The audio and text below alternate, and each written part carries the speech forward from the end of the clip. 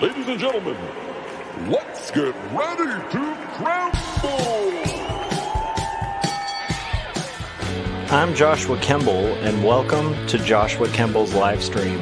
I've been a freelance illustrator and graphic designer for over 20 years. I was an art director for 9 years. And when I'm not art directing and working on illustrations and graphic designs, I'm working on comic books and graphic novels, and that's usually what I do during my streams. And while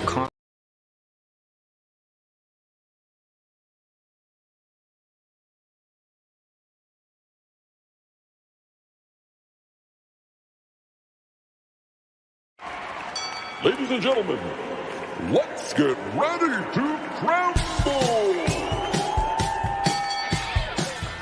I'm Joshua Kemble, and welcome to Joshua Kemble's Livestream.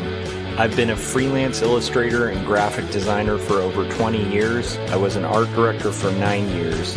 And when I'm not art directing and working on illustrations and graphic designs, I'm working on comic books and graphic novels, and that's usually what I do during my streams. And while conversations can go all over the place on this stream, from spicy and entertaining to goofy and silly, one thing stays consistent throughout every stream. I'll always be working on art.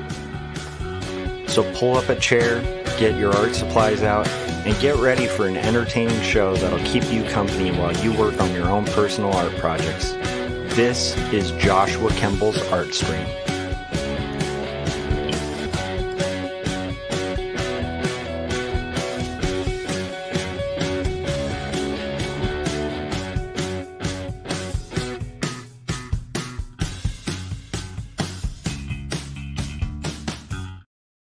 All right, I don't know if that stream intro played twice. I think it might have.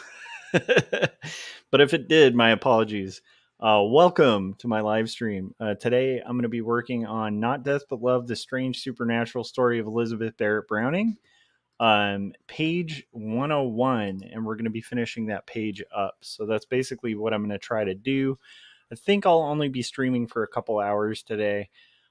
Just to get this knocked out before my work tomorrow, where I'll hopefully be catching up on some freelance and stuff like that. As I've been doing on every stream for the last few streams, I'm going to show you guys guitar number 9. So I've been sequentially kind of going through guitars as I got them, talking a little bit about them and what they offer.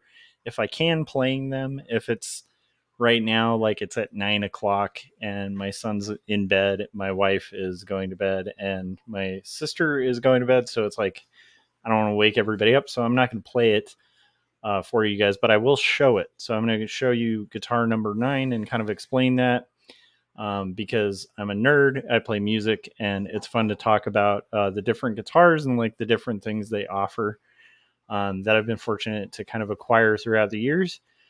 Okay, and then we'll be basically getting into working on finishing up the tones for page 101 of my graphic novel, my third graphic novel, and then from there we'll probably try to start a little bit of flatting. I'm not sure how much we'll get done. I actually think we might get it done, but who knows? Okay, so without further ado, let me introduce guitar number 9.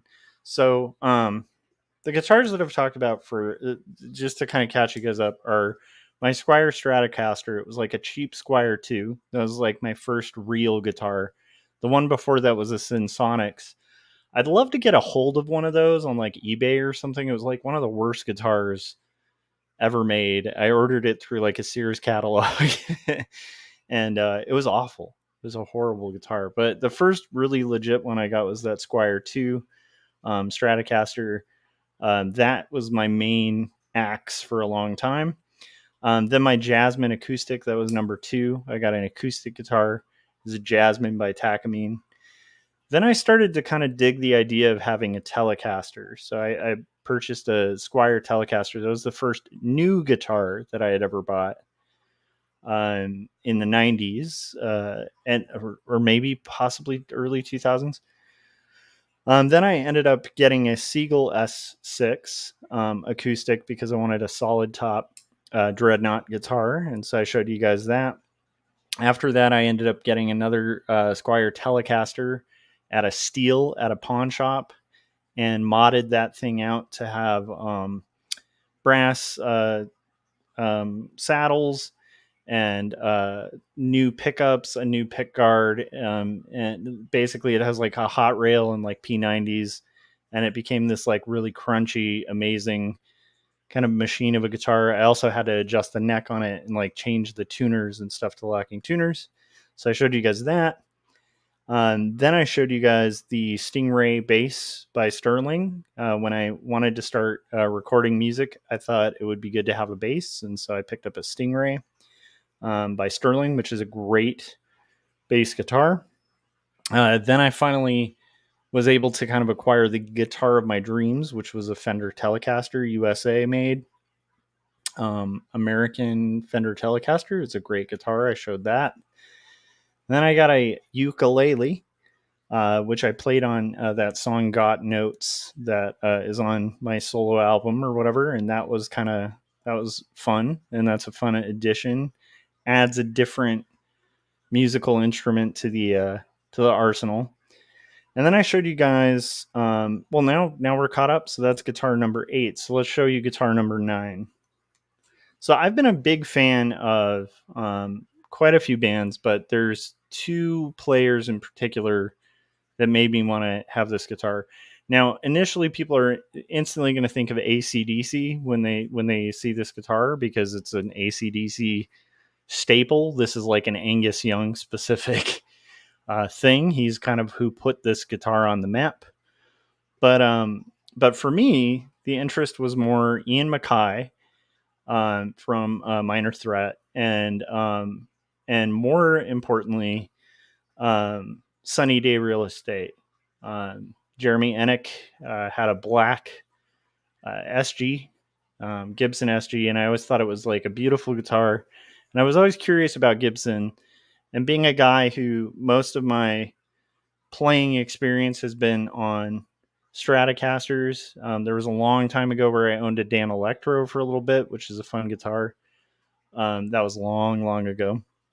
But I generally like stuck with Fenders, and became like really a big fan of Telecasters. But I did kind of want to see what it was like to have a guitar that has like dual humbuckers, and instead of a bolt-on neck, like a set neck, and just kind of see what the tones were like on that, and kind of experience like a real Gibson. So so I ended up getting this lovely Gibson SG. So let me show you guys that guitar, and then we'll get into working on comics. So this is my black Gibson SG. I know a lot of people want to get them in red. I always thought the black on black looks beautiful. These are famous for having the devil horns, and then also for having amazing fret access, which is why a lot of shreddy guitarists like this. You can get real high up on the neck. I believe these are 22 frets. And it's just like a really approachable neck. It's bound, which is interesting. I don't think prior to this I had owned a guitar with a bound neck that had binding on the side. And it has 2 beautiful humbuckers. They're Gibson humbuckers, and they're beautiful. And they play very beautifully. They have a beautiful chime to them. And a rosewood neck, and Grover tuners. And this is let's see if I can figure out the year that I got this. So this I acquired not like too long ago. At least it doesn't seem like too long ago. But I think it's like a couple years ago. So this might be like a 2020 or a 2019. I can't remember. I'm not gonna remember the year, but it's a beautiful guitar. And the neat thing about this is, that's a little different from like a Telecaster and stuff like that. I'll talk about it. I wish I could play it for you guys, but it's really late. There's a separate volume for each pickup. And that's really unique to this kind of guitar, and really strange for somebody used to the Stratocaster or Telecaster kind of experience, where you have kind of one master volume knob. And what ends up happening is you have these, if you put it to like treble, right, it goes down to here, the bridge pickup, and it just sounds real like bright. And if you put it to rhythm, it sounds really full. Like the neck pickup has like a more full kind of sound. So this has more of a bright, chimey attack kind of sound. And then this one has more of like a kind of like warm, a lot of mids, a lot of deeper tones kind of tone. And then if you put it between, you have that like lovely mix between the two pickups that kind of sounds fuller and gives you like the broader range of what it's picking up. And that can be like more of a if you're trying to kind of step back in the mix a little bit with the band, but you want a fuller sound than just a basic kind of rhythm tone. This is a great guitar. The thing that this offers me, so I actually played this on the, like, if you guys heard the intro music, which I think I might have accidentally played twice. That was all recorded using this guitar. This guitar is just a lot more. Gibsons are more like the Telecaster. When I play it clean, it's like clean, like chimey. It'll get quacky, it'll get a little raw, but it's mostly like a pretty clean guitar. So even the distortion on it sounds really clean. The cleans have just like a grittiness to them. There's a warmth to a Gibson, and particularly I think because of the pickups, and also possibly the tone woods, where there's a lot of resonance. There's kind of an older feeling to the sound. It's got like a more warm and kind of unclean sound, like a dirtier sound. And it's a really fun thing. The thing I will say is the fretwork on this thing is amazing. The playability of it, much like the Telecaster that I own, the Fender American Telecaster, is just hard to match. Like, it's so easy on your fingers. It's very easy to play. And I quickly kind of fell in love with this. And because of this, I ended up exploring Les Pauls, which I never thought I would be like owning ever, because I used to make fun of people who played them because of the bent back headstock and the fact that a lot of people we gigged with, they would drop the guitar, and that that tilt on the headstock ends up being a real nightmare for a lot of Gibson guys. So because I was such a Fender loyal guy, I was like, I would tease Gibson people because it'd be like, yeah, your guitar's great till that headstock snaps off. Or till you need to replace your neck, because it's like, again, it's a set neck. But now I've started to realize why people like these guitars so much. They're really fun to play. They have a specific tone. There's just a warmth and a brightness to these that when you're playing, like, especially like cowboy chords or something like that, it's just a tone that you kind of can't match. Much like a Telecaster. Like, a Telecaster has a tone and a sound that like no other guitar can make, and this also has that same thing where it's kind of covering a different gamut, a more kind of raw but beautiful kind of tone, like a warmth and like a, it's just hard to explain. I wish I could play it for you, but I can't because it's late. So anyhow, that's basically that was my first foray into getting a Les Paul, not a Les Paul, but an SG and an actual Gibson. And I will say, I was also kind of curious, because my experience owning an actual Fender, like an American-made Fender, I was curious, well, how do our folks, in the U.S. who are making these Gibsons, like, how do those stack up? Are these as incredible as the American-made Telecaster, which to me was like the best guitar I've ever owned? Still think it's my best guitar. But I will say this holds up to that, for playability, for the work on the neck. The action is just kind of set perfectly, and the tone that it gets, and stuff. It's just hard to match how beautiful and great this guitar is. So I felt pretty rad about this. It's got the devil horns, which are really rad. Um, and it's just a great guitar. It's a wonderful guitar, and it's pretty lightweight, which is great. So it doesn't have the heaviness. It's a lot heavier than a Telecaster, but it doesn't quite have the heaviness of like a Les Paul, which are like much heavier guitars. And the thing I like about this is, again, it just gives me a different tone in the arsenal. And so there are some songs, especially like very rhythmy songs, that I want to have warmth to them. This would be the guitar I would use. If there's songs where I want real attacky leads that are just kind of crunchy, this would be the guitar I use. Like if I want kind of a metal-y thing, this would be the guitar I use. Whereas I think the Telecaster can kind of do everything this guitar does, but it's just always going to be a little brighter and quackier. And I love that. That's my favorite tone, is a Telecaster tone.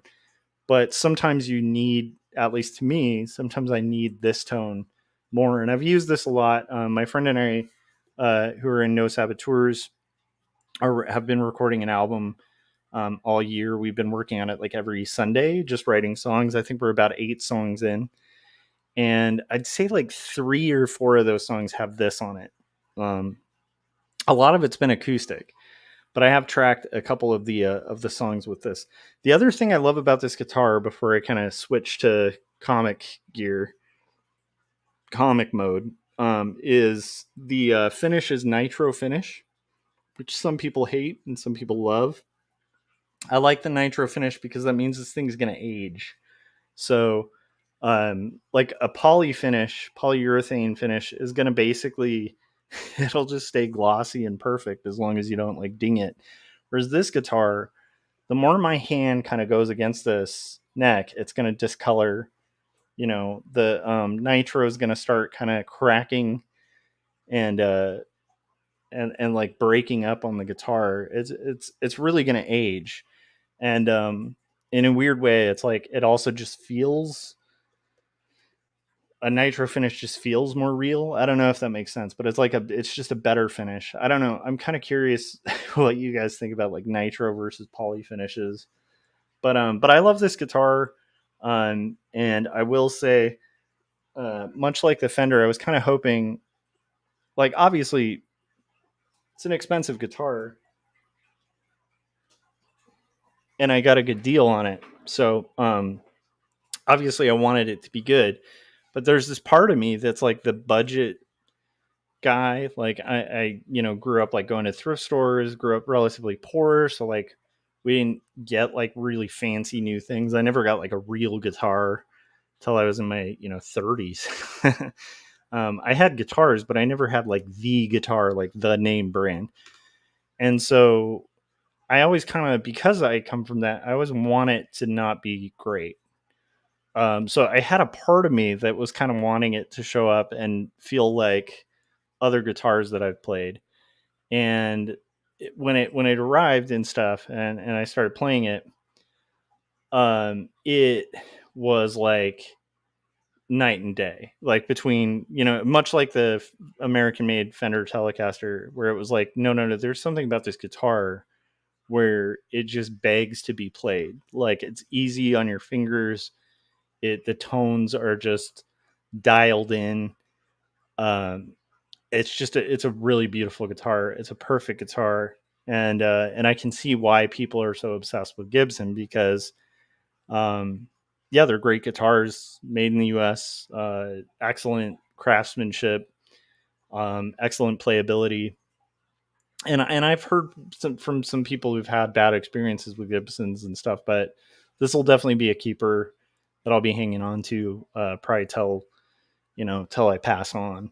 It's a great guitar and it's fun, and it's also nice because the part of me that was like a nerd for some post hardcore and early 80s hardcore, this guitar is one of the primary tones within those two movements. And so it's kind of fun to be able to have that in my arsenal, considering, my love for, Ian Mackay and for Jeremy Ennick.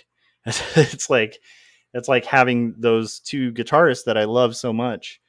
that tone, and kind of having that at my fingertips now is really fun. Again, you can if anybody's watching this, it's like I spent most of my time playing music with a really cheap Squire 2 that I got at a pawn shop for $100 when I was 16, and that lasted me fine for about a decade. Got me through hundreds of gigs, and so I don't want people like, not that people who watch my channel are like super into guitars, but I feel like, sometimes maybe like a younger person or a person who's interested in music will see like the price tag on like a USA Gibson or a USA Telly and be like, oh man, I can't play music. That's crazy. And it's kind of like art, where it's like you start acquiring the better tools later on, but the tools don't make the artist, right? So I know plenty of guitarists, and I can kind of do this too, who can pick up like a crappy guitar and make it sound good, because they're good players. So like if you give them a bad guitar, it's going to sound better than a bad player with a amazing guitar. But it is better, and it is a better tool, and I like it, and it's been really fun, and it's been really helpful with recording. And again, if you want that kind of warm vintage, it's like warm on its cleans, but it's got a crunch to it, because humbuckers don't have that like cut through clarity of like a single coil. They've got like there's more of a viciousness to this. It's more of a rock machine. And so those humbuckers, man, they just sound great. And it made me realize also Gibson makes great humbuckers. So anyhow, so that was my my run through guitar number 9. Because often like I'll for people who don't play music, if I mention even 9 guitars, they're like, that's crazy, that's a lot of guitars. And it's like each thing has use, and I give it use, and it has a purpose. If it doesn't have a purpose, I'd probably sell it.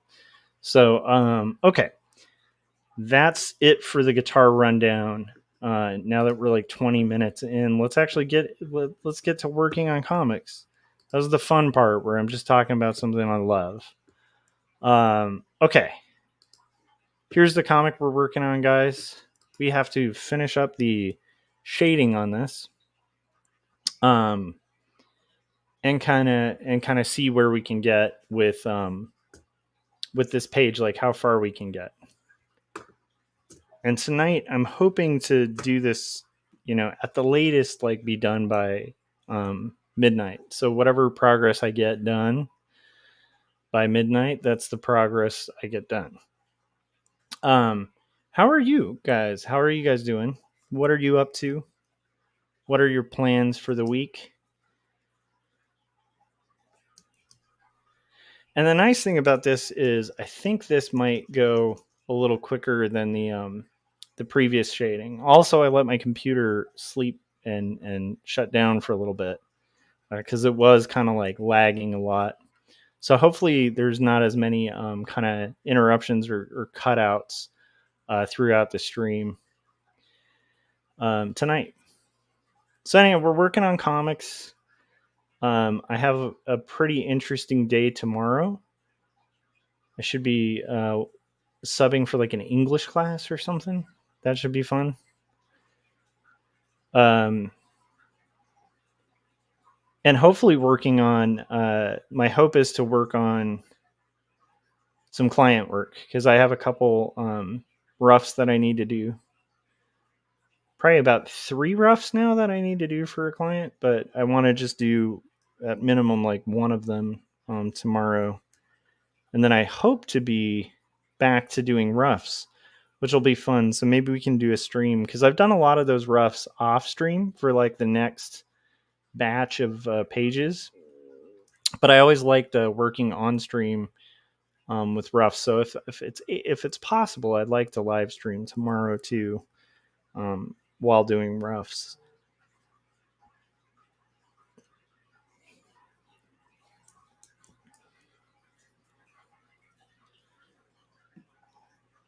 So yeah, we did a little bit of recording today and writing, and kind of the song that we were kind of working on was really interesting. It had like a really busy guitar lick that my friend had come up with, and I was tracking bass for it, and we came up with this really cool, just like vibey, slow bass line that kind of counteracts like all the kind of crazy rhythm of the guitars.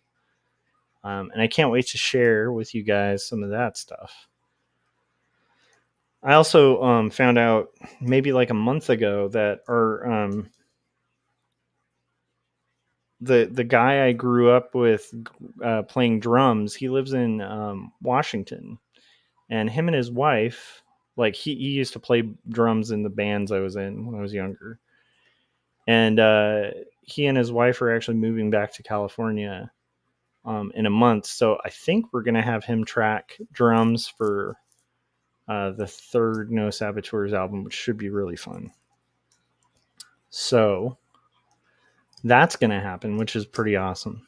Because right now we're kind of writing the songs with like a drum machine, and but the nice thing is we'll have all the recordings and stuff hopefully set by the time he's up here, so that he can just come and like just do drum takes for every song, and that should be fun to just get that like live drum sound to the stuff.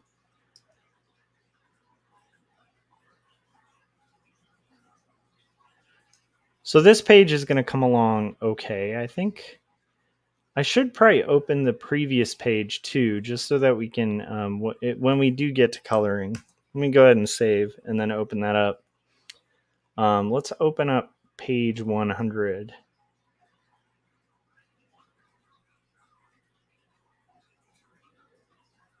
Nice. Pepsi Cola said, currently writing lyrics and song concepts for a singer friend, gothic, witchy, southern blues sound. Nice. That can be really cool.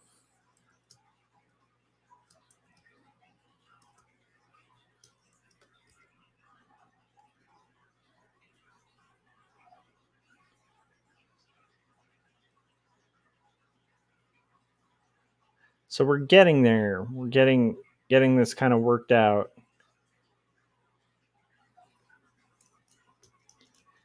And I think that like this is one thing I will toot my own horn on this kind of thing. One thing that I think is a strength of mine is I may not be like the best artist, I may not be the most talented cartoonist of the people I know, but I'm pretty darn persistent. So I will kind of work on a project for years if I have to, and see it through to completion. And that kind of requires things like tonight. It was kind of a long weekend, and it's like the the the impetus to kind of like sit down and get this done, knowing that I'm going to get a little less sleep, right? Can be really hard to do, but I don't know where this comes from. But I've been fortunate enough to have, like, for whatever reason, like this strange drive to just kind of stick with something um, for possibly too long. you know, I just tend to be very dedicated to whatever I'm working on. And so that's kind of a good thing. So like the nice thing is I know that at some point this book will get done. Um, Even though there are times where it will feel kind of insane to kind of get it done. Um, Pepsi Cola said, "What is the inspiration for your current album?" We're inspired by a lot of things. It's kind of been fun because the way we've been writing it is like kind of like an improv-y kind of exercise. It's going to sound really lame to say, but we've been kind of just like yes ending ideas. So it'll be like if we're writing something and we're like, hey, we should throw in like a good example of it. We had a song about unionization, and it sounds like this old timey, like kind of New Orleansy thing. And we partially recorded it because my friend and I both got banjos, and we were like, what are we going to use banjos on? And so we started just messing around on banjos, and we ended up with this weird kind of I don't know, just like very clunky kind of weird sounding song, but it has like a very like I can't explain it, but it kind of feels a little like New Orleans dredgy kind of stuff. And so while we're recording that, so each song has like a theme that are usually in all sorts of directions. And then while we were recording it, because it had like a New Orleansy vibe, and it feels kind of like that kind of feeling, we were like, okay, well, let's take some glasses, like a glass of water, that kind of glass, and just like tap a spoon against a glass just to like get that tinkling noise throughout it, and get some clapping in there, and get some like jangle some keys just to get like the noise of like jingly keys in and like house keys, and like weird things like that, just to kind of get that vibe of like a busy, like kind of like a bar, or like a spooky kind of dredgy, like almost like funerary kind of vibe. Um and and and so like, well, we've been recording it with that kind of yes and mentality, where one of us will be like, but what about like clinking keys? And we're just like, yeah, let's do it. Like, and we've been doing that for the whole thing. So what's interesting is it's just kind of like a wild kind of eclectic vibe to it, and I like that about it a lot. But there's other songs that are extremely strange, and some of them have really clear themes, and some of them don't. But there's not like an overarching theme of the album. It's more of just like themed specific songs. And then I'm sure once we have like 10 songs, we'll arrange it in a way that hopefully creates like a theme or a vibe. But it's definitely got a lot of experimentation and stuff to it. uh Pepsi Cola said, Freeform is mostly never lame. Mess turns into magic. Sometimes I hum, seem vague sounds when I write lyrics to vague tempos, incoherent to catchy coherent. Yeah, that's awesome. So you play music too then. That's cool. Yeah, and it's been really fun to it's just been fun to like reopen that, not for any reason other than just the joy of kind of like making music, because it's just fun to do. And that's something, like I'm doing these books for people to read and stuff like that. And yeah, I mean, it's nice if people listen to our music and stuff, but it's like, we're not with the music. It's just literally just making music because we like making music. It doesn't have a lot to do with any sort of commercial thing. But I think it's important to have those kind of things where you are pursuing art. Like, I don't know, I feel like creatives need to be pursuing art, and whether that's music or writing books or whatever it is that you feel like you're supposed to do, or you get joy out of doing. I think those are things that are important to kind of prioritize in life. And the thing with music, like, so the thing is, I feel like I'm supposed to be making comics. Like, comics are what I feel like I'm made to do. Um, Whether I am or not, it's like I just, it's like a drive. Like, I have to do it. It's what I feel like I was put here to do. But with music, that's just more like I just get so much joy from playing music. Um, that that's just like a fun thing. And I enjoy drawing and stuff, but yeah, there's something about the process of like writing songs and like collaborating, um, that I just get a real kick out of.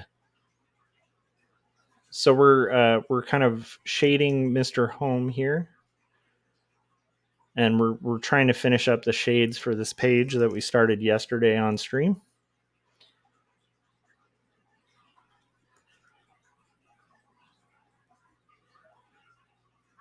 But yeah, we've done some pretty weird albums. Like we did the first, like the stuff I've done with my friend Josh. At least the current stuff that I've done with him is under No Saboteurs on. I think you can check it out on like Spotify or YouTube or stuff like that. And the first thing we did was a very, you know, kind of post-hardcore, you know, indie rock album, basically, with a little bit of a punky vibe to it. The next thing we made was like a weird collaboration where he and I both had written a bunch of songs and then we kind of compiled them on a release. And I think that album has like 20 tracks or something ridiculous like that on it, and they're all over the place. And that was an album called Good Bees Don't Die, and that's kind of all over the place in style. Definitely rock, but it's like all kinds of rock and folk and stuff like that. And then the thing we're working on now is more kind of like a blend between the first and the second, where we're doing a lot of collaboration again, writing songs together, but also like they're kind of weird and eclectic like the second one. But these I think are stronger songs because we always write better stuff when we write together. Pepsi Cola said, novels and scripts I sometimes get stuck in editing due to thinking of target audiences and publishers. I try to shake off the invisible self-imposed pressure, but money is comfy too. Yeah. Yeah. Yeah, it's tough to find that balance, you know.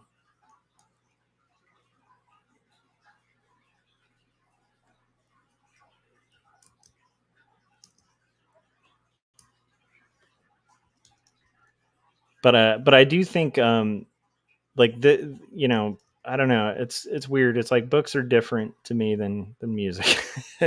Music's just like a passion thing. But yeah, books I don't know. I mean, I am passionate about art, but I feel like art I'm a little more equipped for.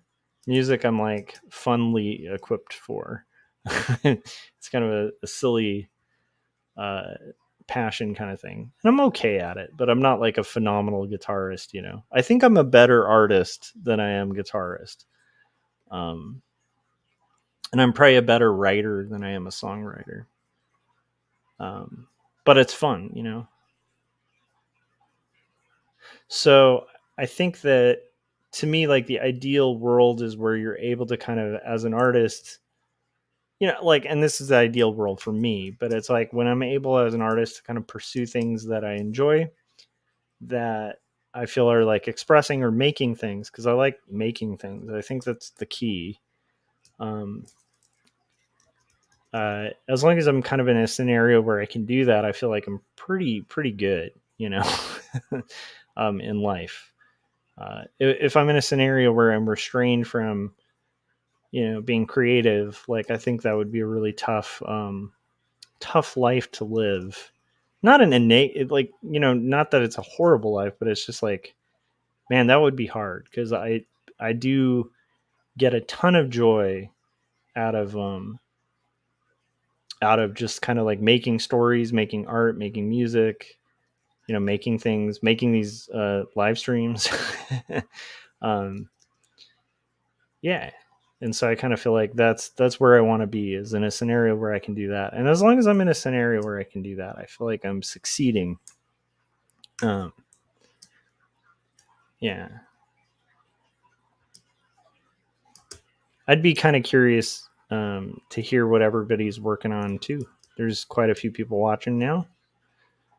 If you're watching and you have the chance, feel free to say what you're working on. Whilst some people might be just working on getting to sleep, because it is a Sunday night. So hopefully, also, I'm kind of curious. You guys can let me know if you're finding the guitar stuff interesting at all. I've had a few people give feedback that they actually kind of enjoy it and enjoy me kind of talking about like the different tools that I have for music. Um, is really interesting to some people. So, but I'm curious because again, that's the few people who've given feedback on it. So let me know if you guys like those sections. Let's see here. So we are getting a little further. I think the shading will be done within an hour or so from now. So that will leave a little bit of time to start the flat colors, which will be really nice to be able to start. So ideally, I'd like to finish that tonight, but again, whatever I can kind of get done by midnight. That's kind of how it works. I'm kind of curious how you guys juggle your creative time. But for me, it's like the thing I've had to learn in the last few years that's been like a hard lesson is the line where like for me, like a good example is like midnight's my out, because if I go past midnight, it will be a week and then I will burn out. And I'll tell myself that I'm not going to burn out, and then I will totally burn out. And I've learned that about myself, so it's like I'm a little better at that because I've had to learn it the hard way. But I'm kind of curious what kind of restrictions you guys put on your own creative, output and stuff like that, for like time frames where you can work and stuff.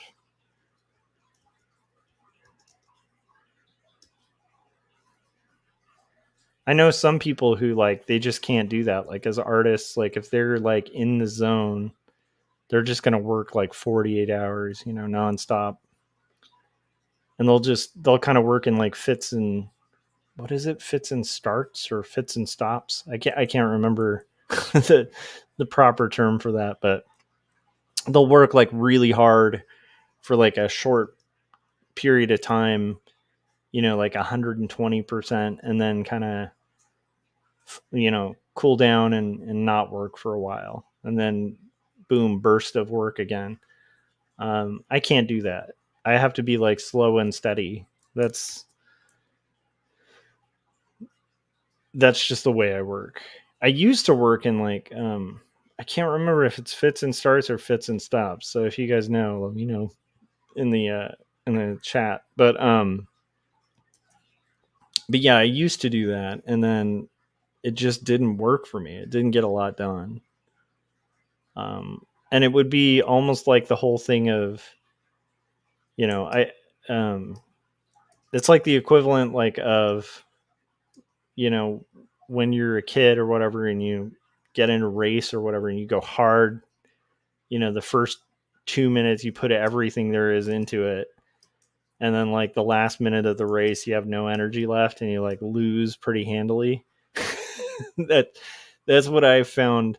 I'm not saying this for everyone, but for myself, that's what I found would happen. Where if I work in like spurts of creative energy, I would get a lot done very briefly, and then it just wasn't sustainable. Whereas if I do like slow, steady, um, disciplined levels of work, you know, and kind of accept like, my own limits, like where it's like, okay, I want to get this whole page colored today, but it's just not maybe going to happen. I find that's sustainable. um,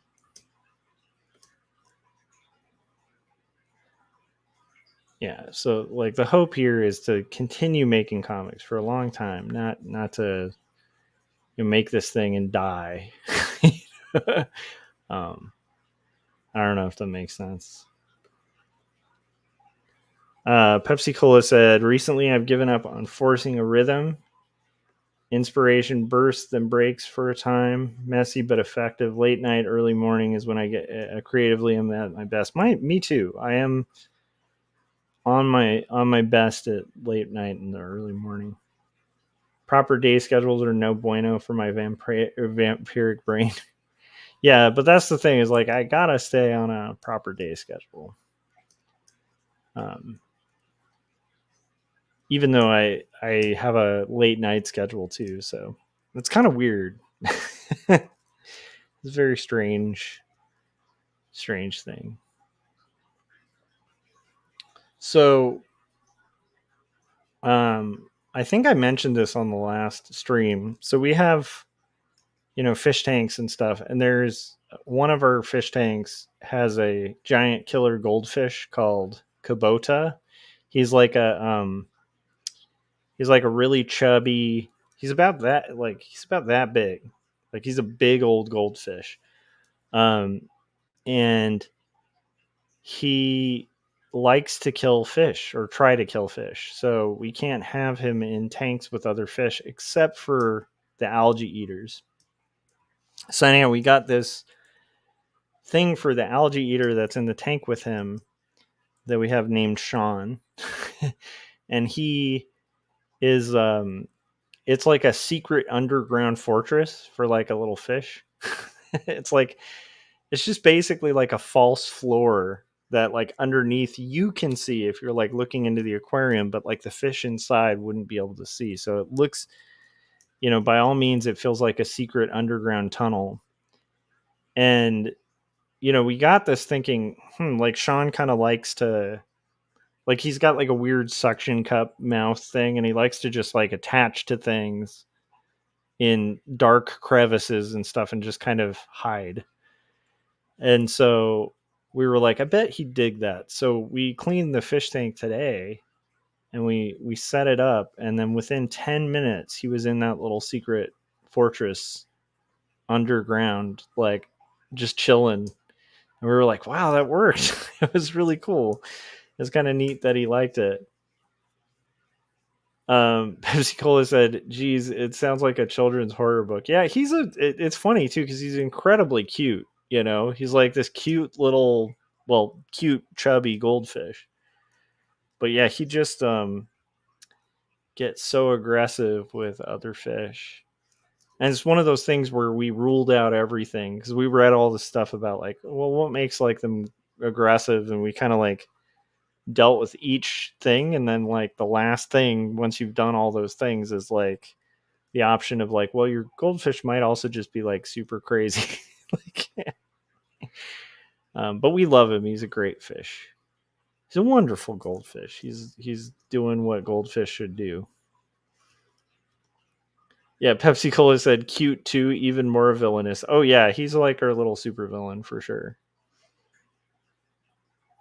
And it's funny, there's our other fish tank has like this giant community of fish, and they all chill and get along, and they play together, and just like the whole community of fish are just like chill with each other. There's a bunch of goldfish in there too, and they're like all cool with each other.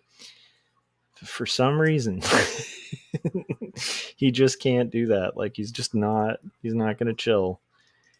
He's gonna I don't know. He's like the Dexter of fish or whatever. So we're getting a little bit there. I realized I made this a little too dark, so I want to change the shading on it a little bit. And just like that, we're almost through the first hour of the stream.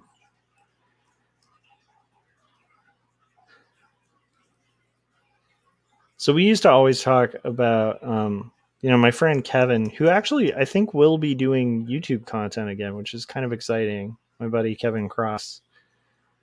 But he always had this thing for like the 100 days of making comics, where you spend like 30 minutes a day, minimum working on your comic. And I think there's some truth to showing up daily. Like a good example is I did not feel like working on this tonight. And now I'm about an hour in and I'm enjoying it. But I was not in the mood to work on comics tonight. And just by kind of sitting down and being like, well, I mean, this is what I do every night. I have to get some progress done. I will force myself to do at least 30 minutes or whatever. And magically that 30 minutes becomes hours, and so that's kind of the trick, I think, to doing creative stuff. If you want to push past where you are, because I do feel like, there are some people who may not want to like make anything beyond what they already do, for like a living or whatever. In that case, great. But if you're already doing something else and you want to make something new for a living, or you want to expand what you're making beyond just like what you're making for a living, um, that's just the cost. You just like the time has to come from somewhere.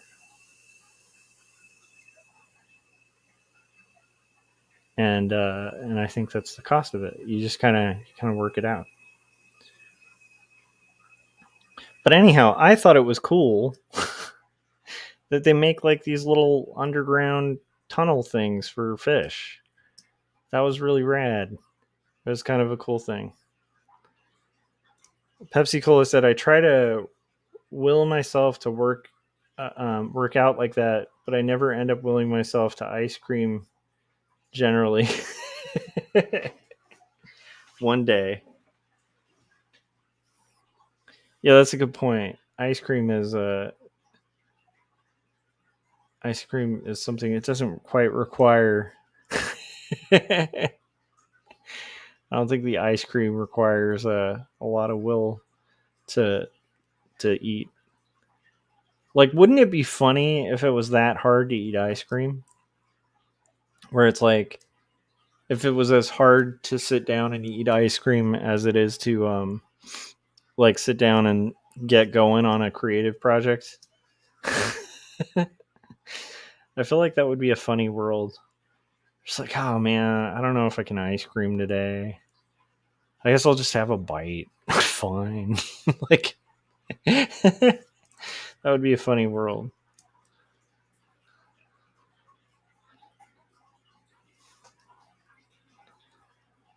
But okay, here we go.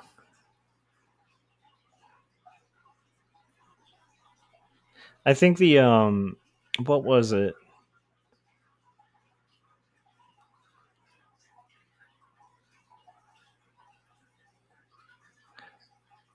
Oh, my son was like made a joke today. I think it was like a Minecraft related joke where he was saying something about, he was like, ask me a lot of questions. And I'm like, okay. And so I just started asking him, like, hi, what's your name? How are you? Like, stuff like that. And he just let me keep asking questions. And then finally he goes, you axolotl questions. Like an axolotl. I was like, that's a pretty good joke. That was my son today. I was like, good for you, dude. Good for you.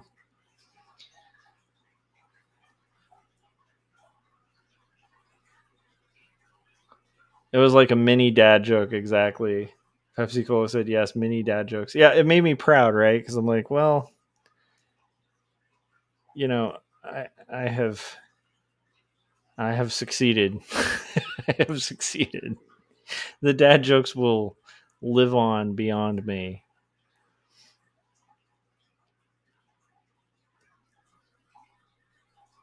But anyhow, so we're getting closer, closer even still. Yeah, Pepsi Cola said parenting complete. Exactly. It's like, all right, I can hang up my parenting hat now. My work here is done. Float off into the sky like Mary Poppins or something. After that joke. All right. What do we got?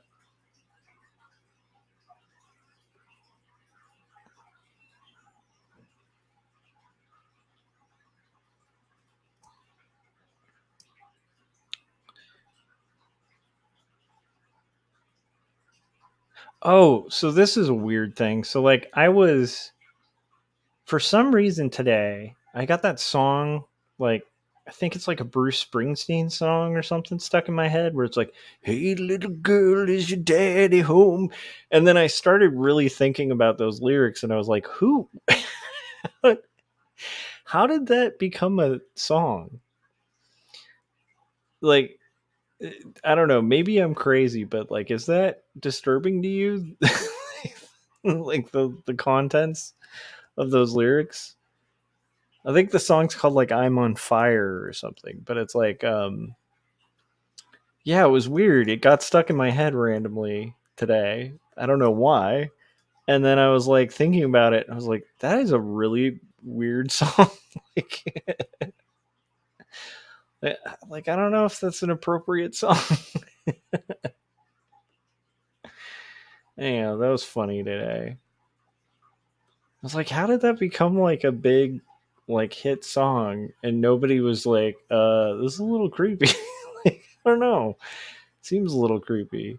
And so anyhow, I got it stuck in my head and then I looked up the lyrics, because I was like, well, am I wrong? Like it just sounds kind of wrong. And then I looked up the lyrics and I was like, no, this is like bad. Like, this is a bad song.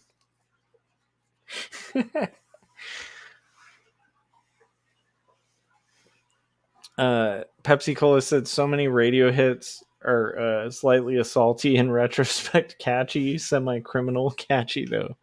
Yeah, that's a good point. It's actually a really good point. But anyhow, that was a weird one where I was like, wow, this was like a mainstream radio hit,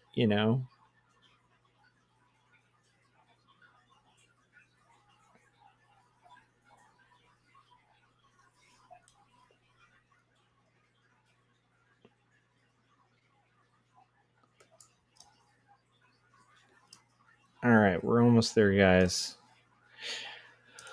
Almost there, ladies and gents. We are almost there. So, getting this taken care of here. This taken care of here.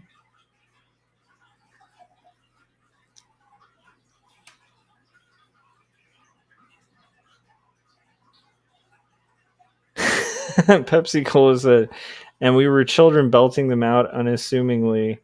Without the instrumental, I imagine we seemed wild. Yeah.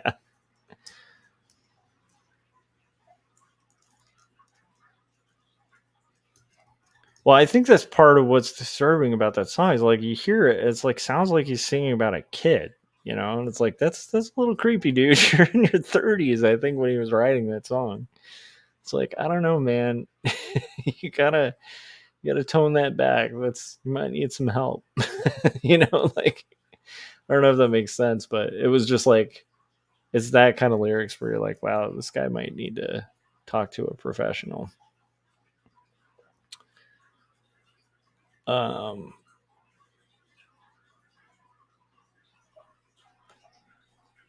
Yeah, Pepsi Cola was saying I was 8, but also clubbing and experiencing heartbreak. Apparently, yes. Yeah,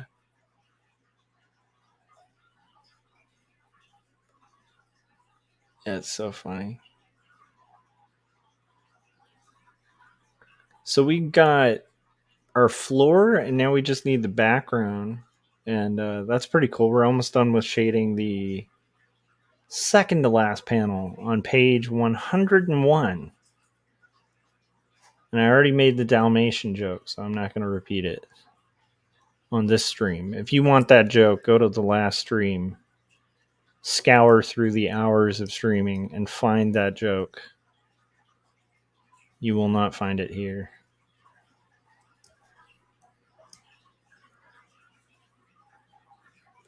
Okay, so we've got the floor done. Now all we need to do is the background part, but right now we're at the hour mark, so I'm going to go ahead and save. And I am going to play a trailer, and then we'll be right back, and we'll rock. It's been a while since I played it, so we're going to play Frank Salazar's amazing trailer, and I will be right back. Our heroic adventurers fought orcs, monsters, sorcerers, necromancers. Now they find themselves in front of a mystical library. What shall they find? It's all in the roll of the dice. We've come this far. There's great power behind this door. I can feel it. We just have to get past it. This door is no match for my axe. I shall chop it down. You always want to use brute strength. Why don't you try knocking? We'll try it your way. You may enter.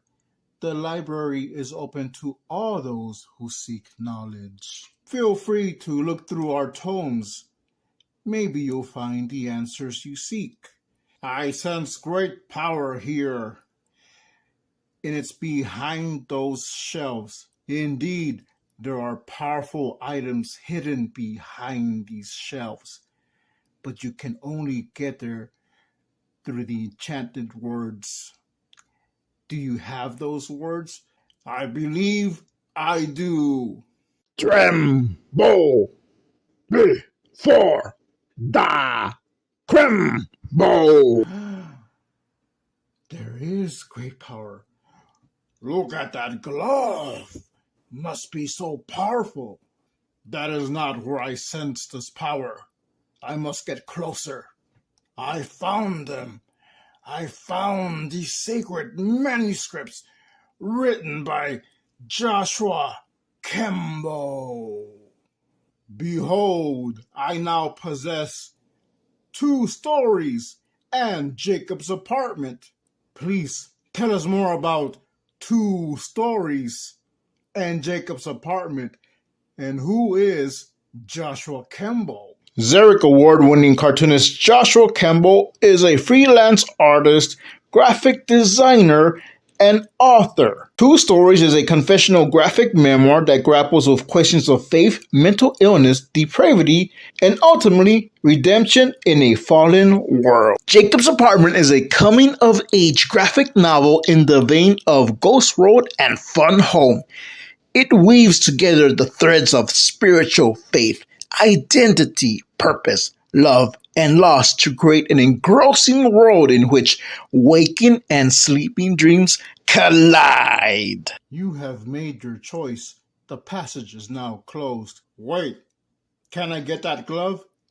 No. Oh. All right, let's go. All right, so we're getting there slowly but surely. So, and if Frank Salazar were here, he'd do the "Don't call me Shirley" joke. So today, I think I mentioned this on the last stream. So I've been reading The Hitchhiker's Guide to the Galaxy to my kid, and we part of why I'm reading it is like I was just out of curiosity, wondering if he'd like Piers Anthony, like the Xanth books. So we read like the first 3 together, and he like absolutely loved them. I had to censor him slightly because there's some saucy stuff in there. It's a little much for a 10-year-old. So like there's a couple lines where I just kind of not read them and stuff, but most of it was like pretty appropriate. So now we're going through Hitchhiker's Guide to the Galaxy, which I loved as a kid. I was a little older than him, but when I did, but I just thought it would be fun to read and see if he dug it. And we just got through the part with the improbability drive. There's like they're on a ship. The Earth's been destroyed. Oh my goodness, I feel like I'm giving spoilers, but the book's been around for like ever. Pepsi Cola said, just add a funky instrumental and he won't notice. Exactly. But anyhow, so it's like they're on a ship. They have this thing called the improbability drive that's like basically allows the ship to kind of travel ridiculous distances in the galaxy that couldn't be traveled at like speeds that were impossible to travel because it runs on improbability.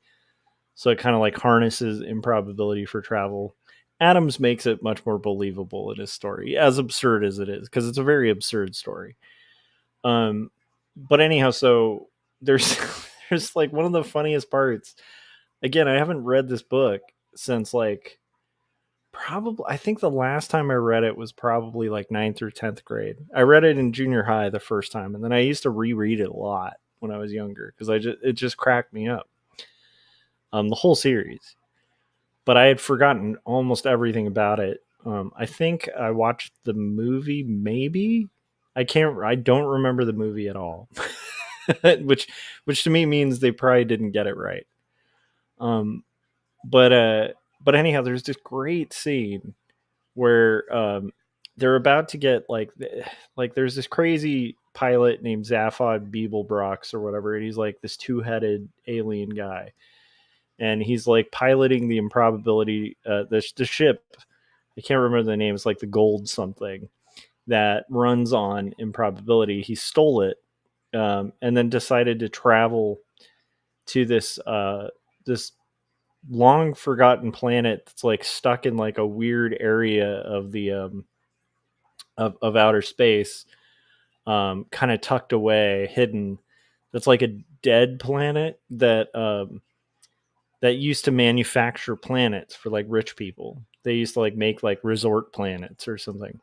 So anyhow, they're approaching this planet and this stolen ship, and the character like Arthur Dent, he's just been like hijacked from the Earth by his friend Ford, and like they're on this ship, and he's trying to kind of figure things out because like the Earth was destroyed like 5 minutes before all this is happening. And so like but anyhow, so Zaphod's like, we're gonna go to this planet, and like explore it and stuff. And everybody on the ship is basically like, no, you can't go to this planet to explore it. Like, what if like they don't want visitors, And they're like, no, it's like long since, because it's like a mythological planet. It's like the version of Atlantis or something. So he's like, it's long since like had inhabitants. Like everybody on the planet, it's a dead planet. There's nobody there to like, attack us for entering the planet. And then like they get like a phone message kind of thing, like, sorry, we're out right now. We haven't been manufacturing planets. We look forward to hearing from you and stuff. Like it's like a voicemail that comes across. But then eventually the voicemail kind of ends up like continuing and getting more and more hostile as they get closer and closer to the planet, till finally the end of the voicemail is basically, we're going to send like 2 atom bombs, like, missiles to you, to prevent you from visiting our planet, and we'll service you in the next life or something. Like, so then they look out of the spaceship and there's like 2 missiles, like atomic missiles, like flying towards the spaceship. Everybody's freaking out. Finally, Arthur thinks, I gotta just cue the improbability drive. Maybe that'll work. So he clicks the improbability drive on, clicks it off, and because the improbability drive makes the improbable happen, it they end up like in a kind of ship that's like decorated differently. And they're trying to figure out what happened. And meanwhile, what happens to the two missiles is like one of them becomes like a potted plant and the other becomes a whale. And the whale and the potted plant are now free falling from the atmosphere of the planet to the ground. And then Douglas Adams, because he's a genius, then writes a section that's like the stream of consciousness thoughts of the whale as it's come into existence, and it's starting to like find existence, and like and like and so you hear the stream of consciousness of a whale that randomly appeared in the sky that's just doing a free fall to get splatted on the ground. and and like it's so funny because he makes the stream of consciousness like kind of adorable. So he's like, wow, this is weird. What's this whole existence thing? This is fascinating, and I feel things, and I'm feeling, what is this that I'll call it? I guess I'll call it wind. And then he's like creating language and stuff like that.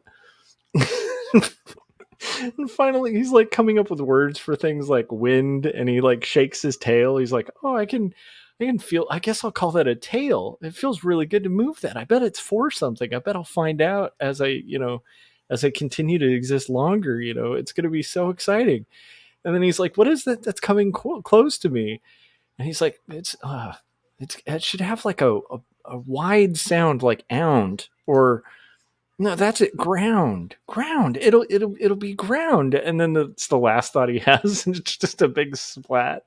It is the funniest book. Anyhow, so that was the scene that I just read to my kid, and I had forgot, like, again, I have not read this book since like ninth or 10th grade. And I saw, I think, the movie a long time ago, but it wasn't memorable. So I had just forgotten that entire sequence, and I'm reading it to my son tonight, and it was funny. It was cracking us up. I also forgot about like the Optimus. There's so many goofy things in that book, like the computer that is piloting the ship. At first, I think it changes personalities later, but at first, it's like loaded.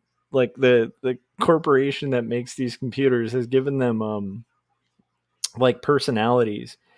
And Chris was saying, just got here. Are you talking Hitchhiker's Guide? Hell yes, I am. So the personality of this computer that they're like that Arthur Dent has just been stuck on after the Earth has been totally destroyed or whatever is like it is this annoyingly optimistic computer. And so as these like right before that whole thing happens with the whale and the potted plant. Oh, and I love this too. The best bit with the potted. So it goes from the whale to the stream of consciousness of the potted plant, and the potted plants just thinks, "Not again." Just so good, like as if that's happened before. It's so good. But anyhow, okay, so the ship that's like piloting, like the computer that's piloting the ship, is annoyingly optimistic. So before all that happens, as the two missiles are approaching the ship, the computer is like basically talking to the crew and being like, "It's been nice knowing you guys. You guys are great. Isn't life great?" And then he's like singing songs and like they're about to get demolished by like anyhow, it's a really funny book. So if you guys have not checked out The Hitchhiker's Guide to the Galaxy, and I'm sure a lot of that sounded like nonsense because the book is like it Douglas Adams writes brilliant nonsense. It's like, oh, it's so good. There's so many things in that that I just like I had forgotten about that I love. Um, there's there's like a liquid on the ship, and and it's supposed to basically read your mind of like whatever taste you have. Um, like it'll read like your neural pathways and stuff and figure out like what kind of beverage you would like to drink, and then it will just become that flavor. But what it ends up doing instead is just becoming exactly not quite tea. And I'm like, just the fact that he wrote that is so funny. Where he's like, it's just kind of a flavor that's like definitely not tea. It's um yeah, there's just some funny things. I've mentioned that before. Like the one thing I always remember from that book was they fell or they flew or they hovered. There's this part where the earth is about to get destroyed, and there's these like giant ships that are like showing up around the earth that are going to eventually clear it so they can make way for like an expressway. um it's like giant alien spaceships, and it says the spaceship hovered in the air in a way exactly as bricks don't. And I'm like, who writes like that? It's just so genius. I don't know, it's so funny. I feel like there might not be an equivalent um, in like just humor sci-fi. I don't know if that makes sense, but maybe the Off to Be the Wizard books are up there. But I don't feel like I love the Off to Be the Wizard books a lot. Um, but I feel like there's something really cool about those Douglas Adams books, and I think a little more thoughtful. And this isn't to knock the Off to Be the Wizard books because I love those books. I've read every single one of them. The Magic 2.0 series or whatever. But there's something about like the way Adams just turns a phrase that is just, and also just the way he structures his plot and stuff, and some of the science and stuff that he includes. It's just kind of like, I don't know, it's on a different level, very like Python-esque. And I think he was friends with the Pythons. I think he used to write a lot of scripts and stuff with members of Monty Python. I think he even wrote some Monty Python sketches, so it kind of makes sense that he'd have that vibe of humor. But anyhow, needless to say, I just was really surprised to kind of read through that part again. I was shocked that I had completely forgotten about that. The other thing I had forgotten about and maybe I learned this at some point and just forgot it, but there's this android in it that's a depressed robot named Marvin, and there's a turn of phrase in there where they refer to Marvin as a paranoid android, and I didn't realize, because that's also the name of a Radiohead song, and I didn't realize they were referencing Douglas Adams there, which is just hilarious.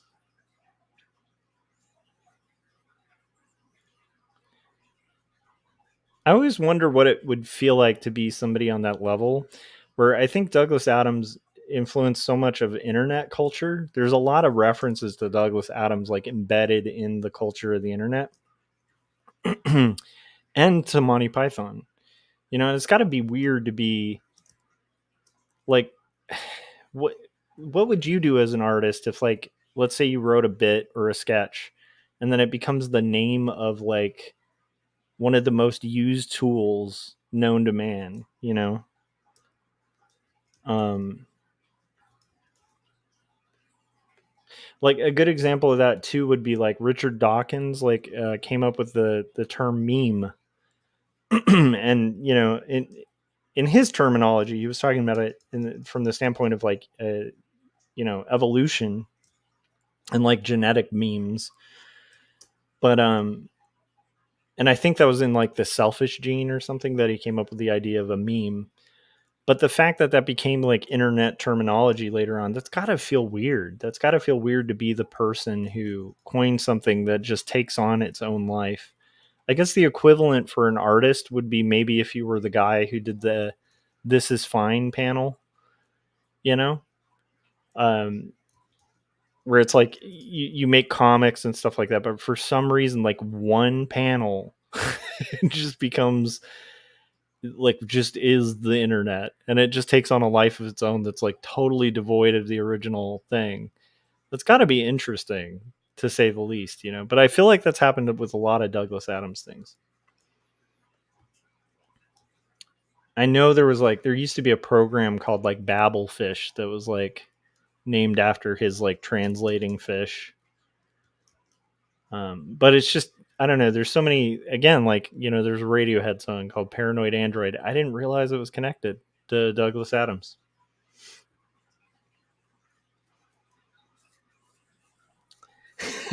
Pepsi Cola said, Dawkins is like, no, that's not what I meant. Copyright lawsuit. No, it's got to be really interesting though to like, I don't know. I was just thinking about that too, with like the whole Douglas Adams thing. Was like how weird that would feel as an artist if, I mean, and I can't remember. Chris might remember this, but there's like a movie about the guy who made the frog that ended up becoming like a big racist meme thing online, and his comic, I think it was called like Feels Good Man or something. It's like a documentary based on that on the original comic and the character. And it's like, so his character, like his comic was like a goofy comic, and he's like kind of a liberal guy. Like he's just like a very chill, like hippie-ish type of guy. And then like somebody took one of his comic characters and it just became this symbol of like the extreme alt right. And it's like, it's just weird. Yeah, Pepe the Frog was not meant to be what he was appropriated as. And so it's like so weird to see that. It's just weird to like kind of wonder what that would feel like to be that artist, to like, because on one hand it's like kind of amazing that something you made could blow up to that extent, and kind of have a life of its own, but then to see that it's like misused, I think that's easier to kind of empathize with or like relate to, because it's like I'd imagine that would be infuriating, right? But I have no idea what it feels like to be the "This Is Fine" guy. No idea what that feels like. I'd be really interested in finding out. Maybe he's done interviews or something, but I wonder what that's like. Because again, his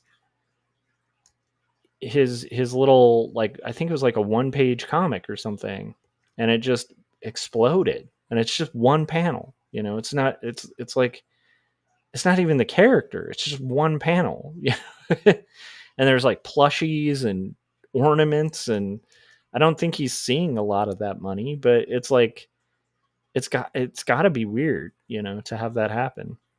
I guess the equivalent before that would be like you know, and I think that Chrome has talked about it. Like when he worked for Hallmark, I think he made that Keep On Truckin' guy, and it just became this thing where it's like bumper stickers everywhere, and it's like it's, you know, I think very irritating for him.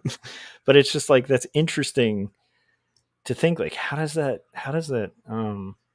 feel, and how does that happen, and would you want it to happen? Like I mean, we all want our art to like explode, but like, would that be the way you'd want to get known? And I guess maybe it's better than not, but maybe it isn't.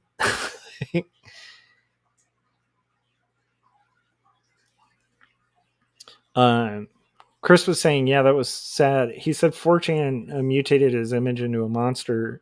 Yeah. Um, and Chris, I think we saw the same documentary where it was about finding the creator. Oh, this is a different one. A documentary about finding the creator of a popular shared skull trumpet gif.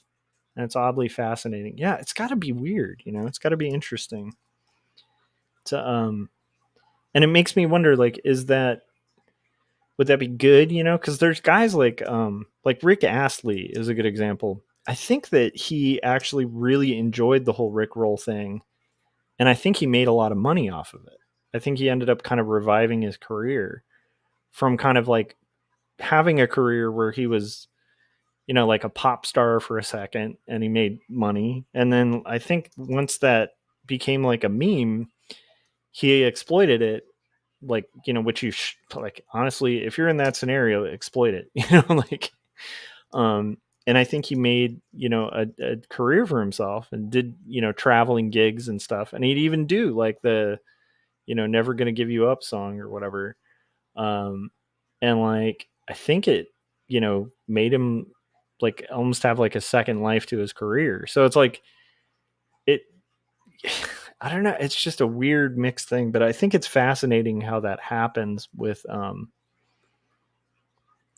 people in general, like how things kind of become viral and take off. But like sometimes it's not the virality everybody's seeking. I think a lot of people are seeking for like the viral thing of like, you know, a best-selling book, or like, you know, YouTubers are like looking for that like big video that's gonna like break or whatever. I don't know if everybody's thinking about like, what if it's just like a 2-second clip that becomes a meme, you know? Like it's interesting. I don't know, it's just an interesting thing. But I also was thinking, like, how weird would it be to have been somebody who created work that impacted people so much as like a subculture so much? Because I can't think of a lot of examples of like writers that are on the level of Douglas Adams, where like, again, you know, not everybody's read Douglas Adams, but the people who like Douglas Adams, including myself, are like, we really like Douglas Adams. It like informs a lot of that, probably, you know, because when I started reading those books, that probably was like formative of like my sense of humor, like the kinds of things that I find funny. Um, you know, because it was one of those weird things where, and I think humor is great like that, where, you know, when you're forming, especially when you're younger and you start getting a little bit older, you start forming what you really find funny, like you personally find funny. And occasionally you'll come across something that strikes every chord, like it just hits all the right notes for like the style of comedy that you like.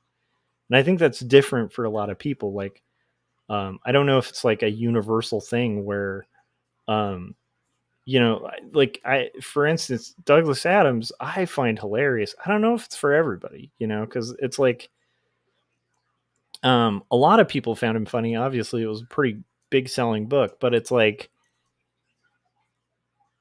I know some people who probably, like, I definitely wouldn't recommend that book to, because they just probably wouldn't be into it or get it, you know, because it's very like it's weird. It's like slapstick, but it's dry, you know. Um, but I always find that really interesting too. Just how impactful stuff like is when you're, you know, at that formative state where you're kind of figuring out what is your kind of funny. And I've definitely seen that, you know, like my wife, like, has a slightly different sense of humor than me. Like, you know, we have shared humor for sure, but like, she's much more into like slapstick stuff than I am. Um, Whereas like like for me, like Curb Your Enthusiasm is brilliant and hilarious, and like my wife, she just can't watch it. It's like too awkward.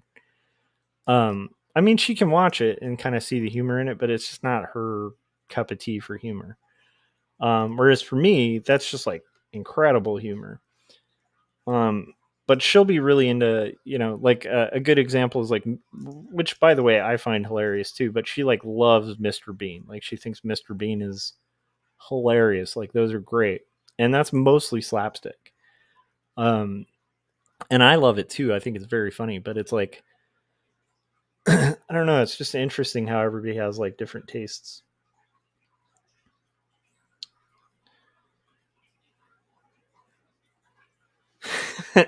Yeah, that's a good point.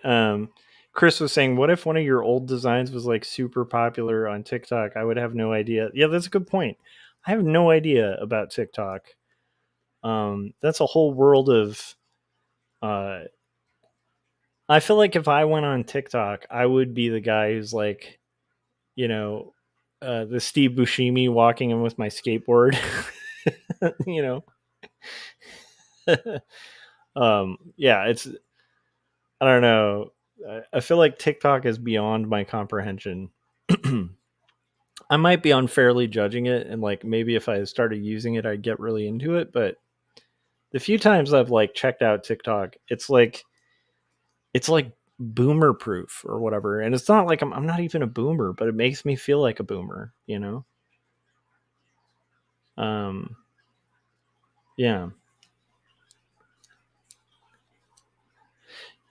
Yeah. So Chris was saying, I like Curb, but I get it. It's like watching a hilarious train wreck. Yeah. And like, that's the thing. Like, I love that kind of comedy, you know? I also like really off, like weird, dry Brit comedy a lot. But then, you know, I don't know. Anyhow, my point is, it would just be interesting to be to create a body of work that had that kind of a um, just like almost like religious fervor to it, you know.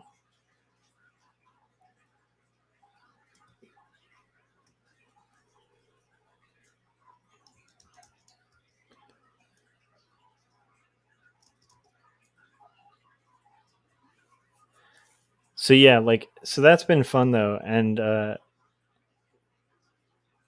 it's been fun to revisit, you know, that book. So I can't wait to like. I'm hoping my son will still be digging it by the time we get through the first one, so we can keep reading them. You know, maybe we'll get all the way to like Mostly Harmless. You know.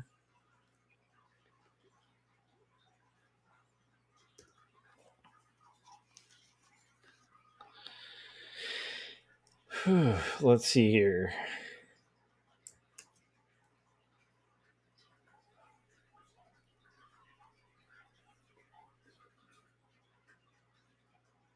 And I can't remember. It's been a lot. Like I said, it's been a long time since I read those. I can't remember if the last book is called because there was an extra book. Because like when I got into reading it, they had the Bible version of it.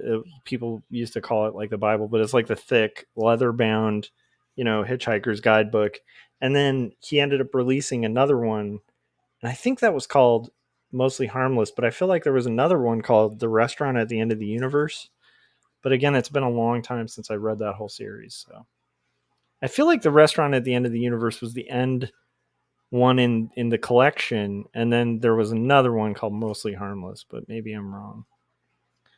It's been a long time, so if you guys are like Douglas Adamsites, you can let me know. The Increasingly Inaccurate Trilogy.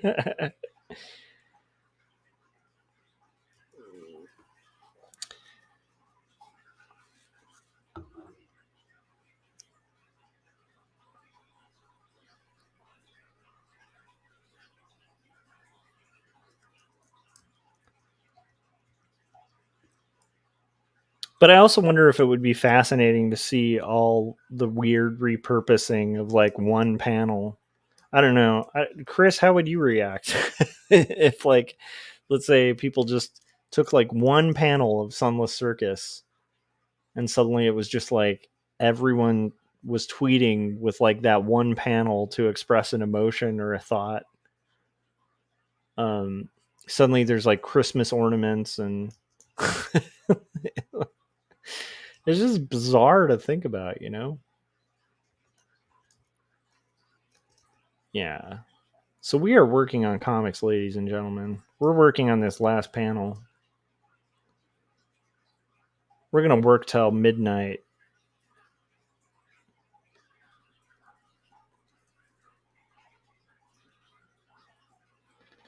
Chris was saying, I think you should make memes out of each panel in your comic book. Actually, that might not be a bad marketing strategy.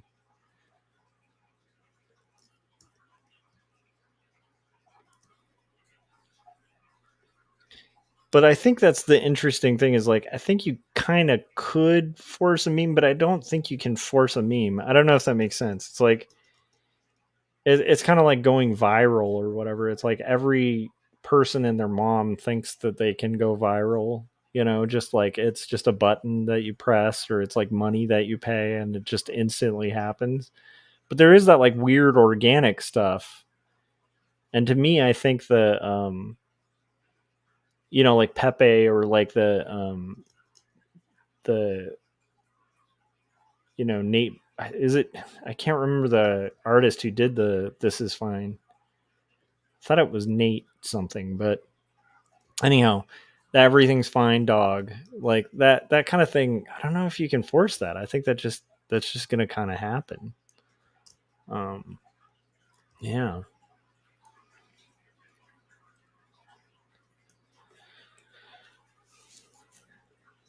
Okay. So we're almost through this panel. I'm going to play another trailer and then we will continue. So let's play.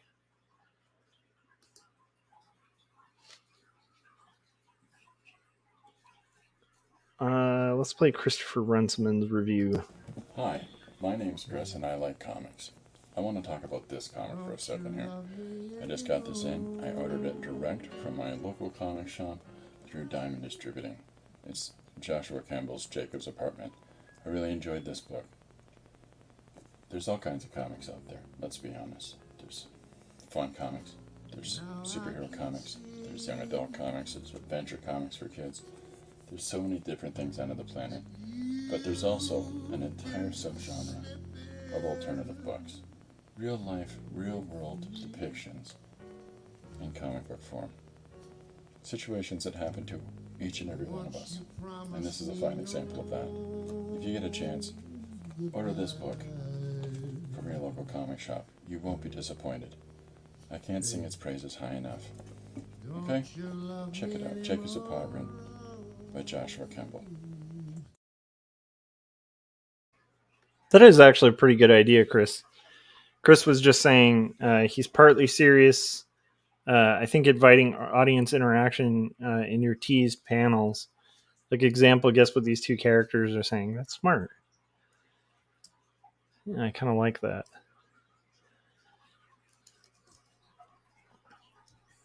So we're going to add our shading here.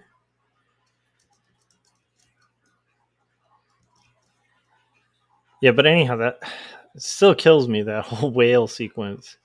It's like, man, I remember the first time I was reading that. So I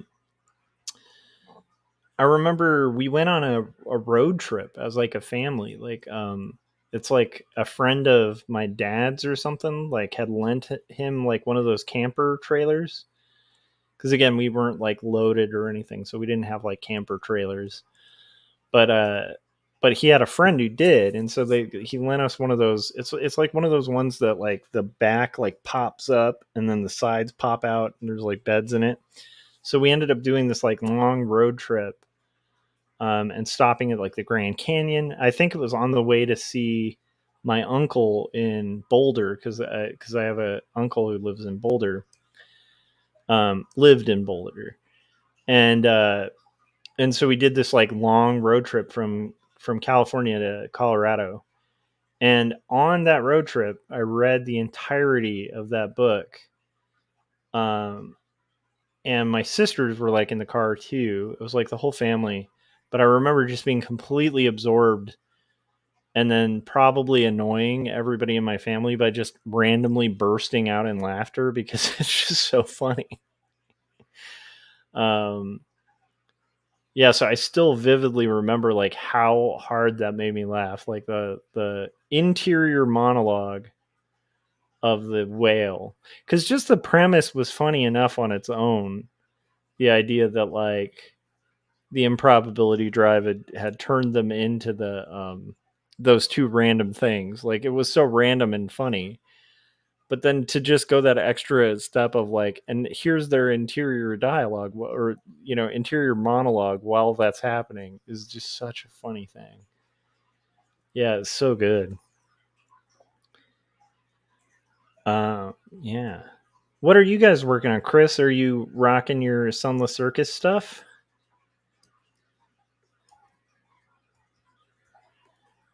Chris has been working on a new comic, and I still need to read his script. I still need to read your script, Chris. I want to. I've been buried, but that would be a really nice little diversion, actually. Not in a bad way. Like, it would be fun to see, and also it'd be fun to give feedback and stuff on it. So I need to check that out. But are you working on that?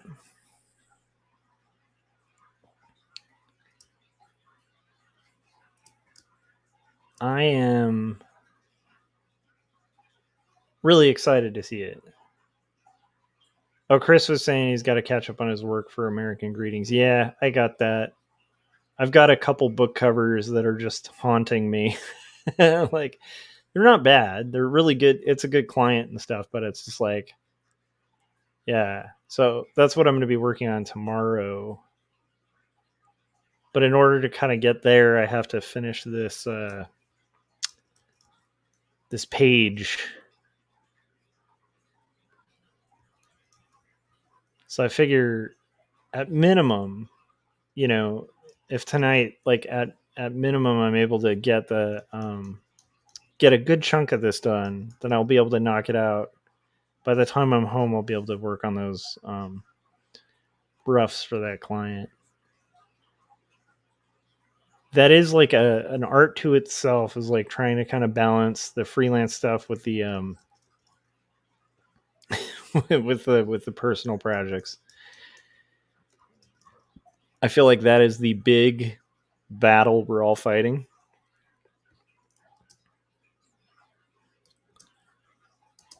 Yeah.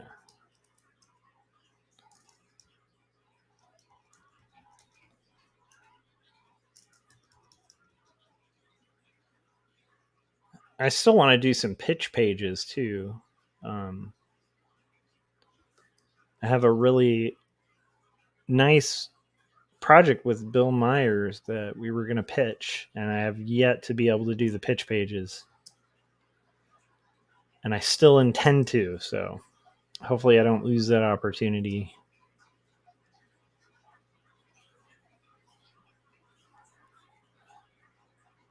Okay. So we are just shading away, getting there. And now I have a lot of cleanup on those shades.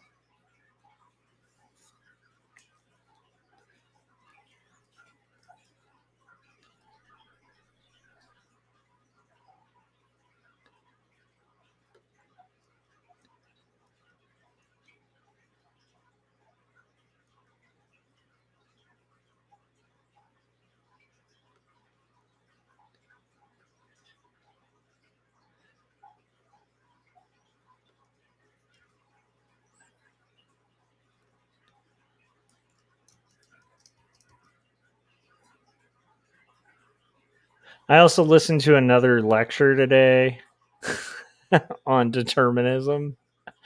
I almost feel like I need to stop reading about determinism or listening to things about it.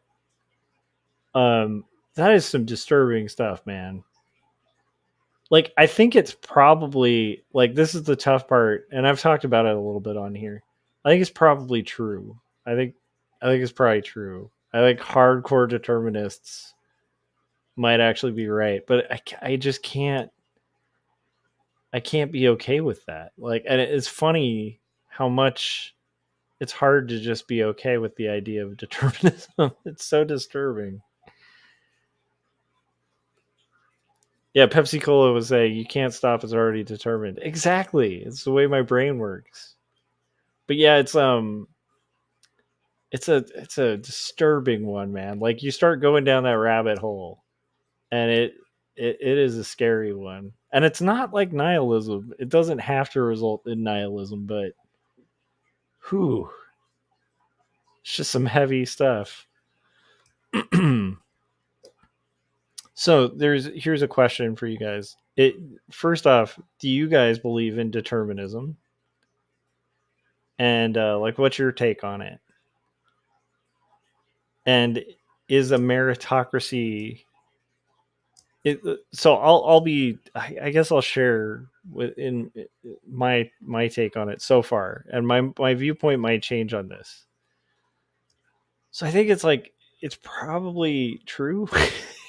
And I think that makes it really tough because I also love the idea of a meritocracy where people, earn things through their merit. Like, it's hard not to because I'm an artist, right? It's like, I think people who make good work should get good rewards, and people who put in the hard work and stuff like should feel pride in what they did and stuff like that. And I think the hard thing to embrace or to wrap my brain around with determinism is if it's fully true, then you really can't. Oh no, I went over the couch. That's a problem. I thought I was on a different layer and I wasn't. This was on the layer of the couch. Oh no. Okay. Still rectifiable, but we probably have to rework some of this. So the problem is with determinism, if it's true, right? The big conundrum, the problem I'm wrestling with that I just don't like is if it's true that like everything is purely predetermined. It's not the nihilism part that would bug me. Like, I feel like even if I knew everything was predetermined, I'd still inevitably be like working on comics because this is what I like to do. Like, I'm not, it wouldn't really change a lot of my activities. Because, and why would it? Because they're predetermined. But it's like, the thing that's so haunting about it is also kind of beautiful in a weird way, where if it's true, then that would mean that no one can be proud of their own merits. Like, no one can be proud of their accomplishments. People really shouldn't feel good or feel one way or the other about like whether they've achieved or not. And maybe they can feel that way, but it's just like, if it's true, that would be a weird thing to feel pride, like feel pride in anything. But equally, it would be weird to feel disappointment or shame about anything because it's just all kind of predetermined. It's a weird thing. So it's just kind of hard to figure out how to rectify that position with what I morally believe and feel is right. But also being a person who like follows, like what I think is logic and stuff, it does seem to have a very compelling case for it on like multiple fronts. It's very strange. So I opened that rabbit hole a little bit, and I've been kind of getting more and more interested in reading about it and hearing about it because I'm kind of waiting for somebody to just like blow it apart. Because I don't like it. Is that a weird thing? Have you ever had that happen with like a philosophy where you read a philosophy that you find really compelling? Like they make a really compelling argument and case for, and you're like, wow, that's really strong, but I don't want it. Like, I usually am pretty quick to like adapt if I come across something that like changes my viewpoint or has a lot of evidence behind it. I tend to go wherever that leads. But on this one, it's like it's something I really don't want to believe.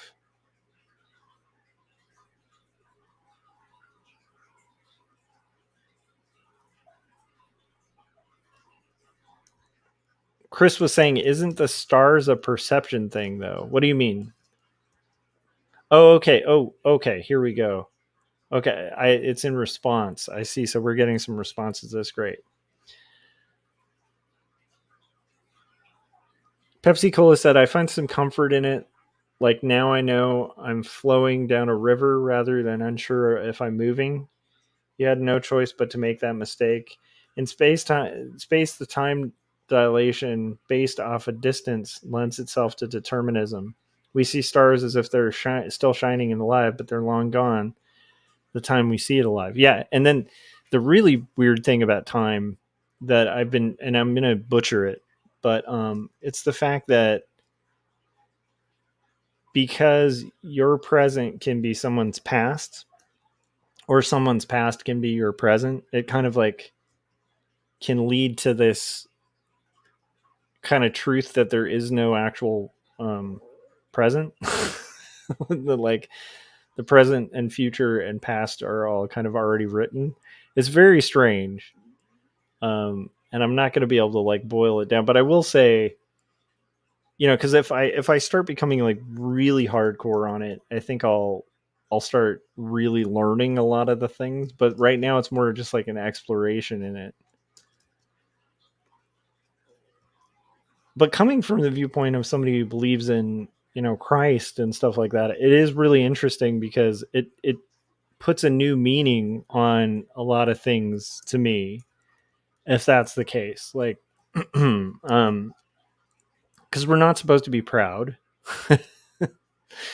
um and like generally people will like interpret like the sinful pride as like arrogant pride, but like feeling proud of like, hey, I did this thing, is not bad. But now I'm wondering um and also we're not supposed to judge others.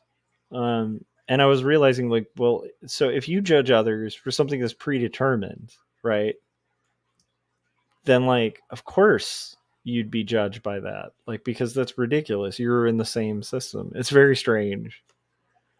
It's very disturbing.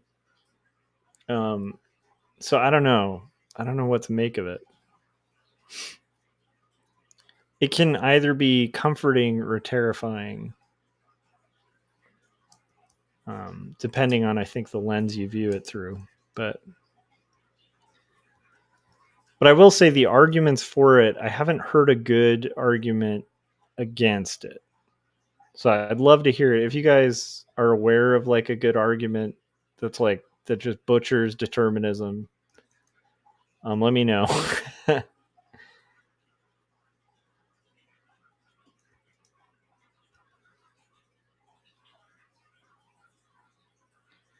Yeah, that's the thing about determinism too, is like a lot of people try to disprove it and they can't.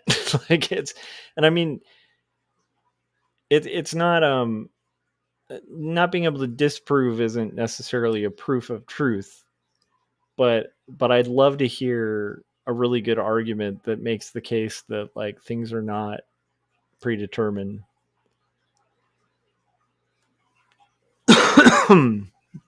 Chris was saying I got to watch Devs. What's Devs? You've told me about Devs before, Chris. Why am I forgetting? I don't have FX though, so I can't watch it. No, I'm like a broke you know artsy type, so I have less income than I did in my AD era. It's funny, like I didn't even think of that joke till now, but it's like I can actually refer to my life now as before AD and after AD. Like, because there's like the time when I was an art director, and then there's the time after. So now I can have my own AD in my timeline, like a true historian. Take that, world.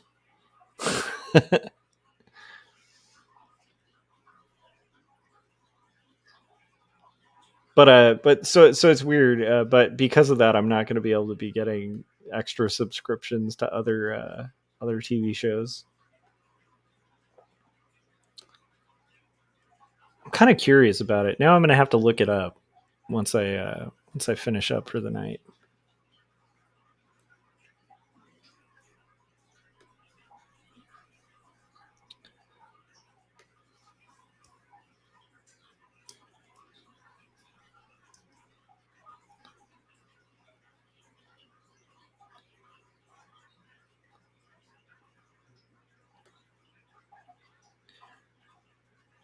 Oh, nice. Oh, yeah, you did talk about this, the quantum computing, because it deals with determinism and freedom and free will. That's nice.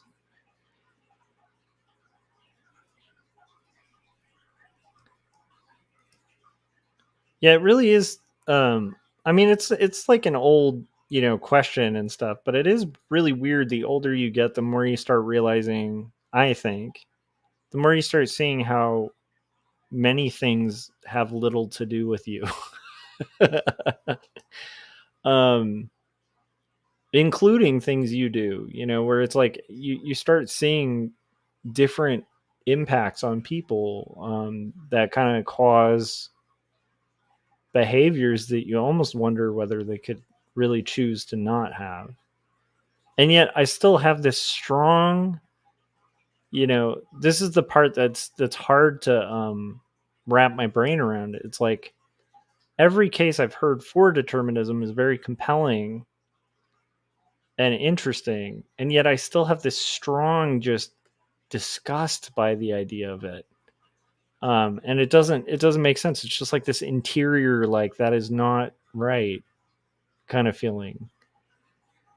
And I don't know where that comes from or why that's there, and I'm aware of it because I think that's a real dangerous thing intellectually to have. Just like hearing something that's very convincing that has what seems like very, very strong supporting evidence for it, and not consider it openly. Instead, to be like considering it and kind of reading about it, but like just kind of hoping that I will stumble upon something that's like not quite as convincing, or that's more convincing, because it's a terrifying idea, and yet it can also be a comforting thing. It's really weird.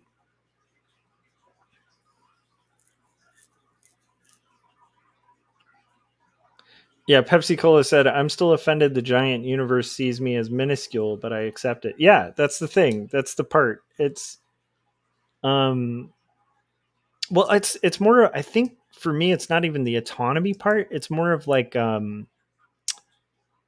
uh you I think ingrained in our society is the idea of being able to feel like you've accomplished something. And not just that, like to feel like you've, like whatever you've worked hard for has been worth it, or whatever um, your experiences are from, like when you've made hard choices or the right choices, that you've made them. Like you want to have the sense of the you. Um, and there's something just utterly terrifying about the idea that like none of that's you. it's that is a So I think why it's partially terrifying isn't even just the implication for myself or my own life. It's more just like an ethical implication of it that's a little terrifying. What that does to ethics is like a whole like wormhole of madness, and it's interesting, you know. because similarly, I mean, it kind of undermines like the things we like in books, you know, and in stories where, you know, we like seeing the bad guy get his due and the good guy get rewarded. You know, we like seeing justice, and it's really fascinating. Like if you start cracking open the determinism stuff, because it's like, wow, that just redefines. I mean, if fully true, that kind of redefines what we are. And so like I end up in this weird, right now my current position is it's most likely true. I mean, this is where I'm kind of at. Again, this isn't a solid position. My current take is I think it's most likely true, but I also think we kind of have to live in a world where we pretend that we do have free will to make choices good or bad, and so that there can be repercussions societally for good and bad choices. But even like the more I think about that, that's kind of insane, because it's like a meritocracy shouldn't exist in a world if it's purely determined, should it? It's, I don't know, it's really interesting.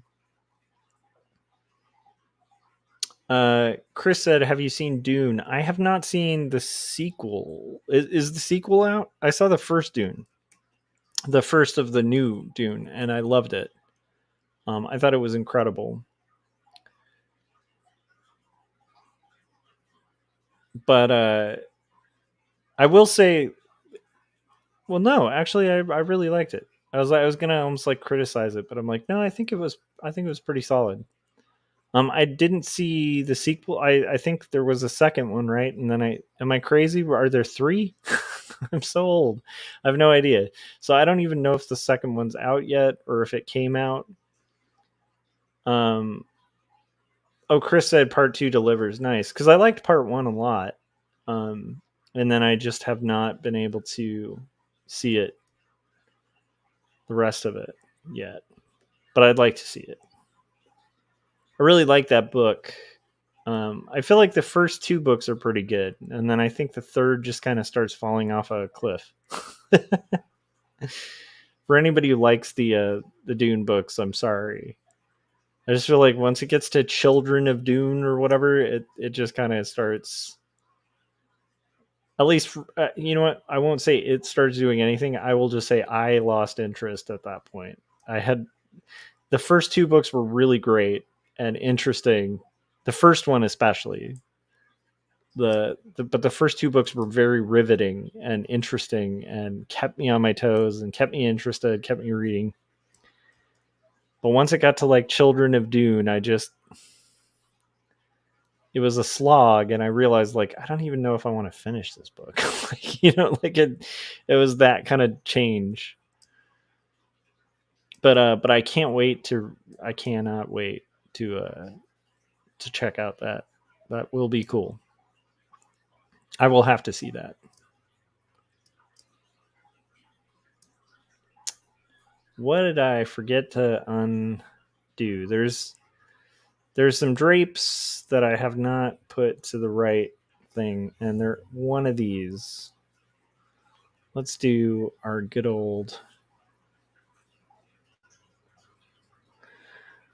Let's see. Auto select. Let's try. I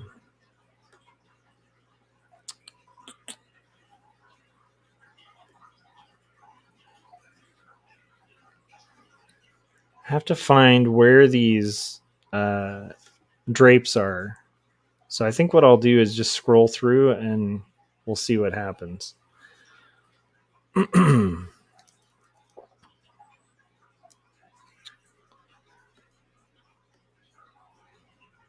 Can't be that far off. There it is. Okay, there's my...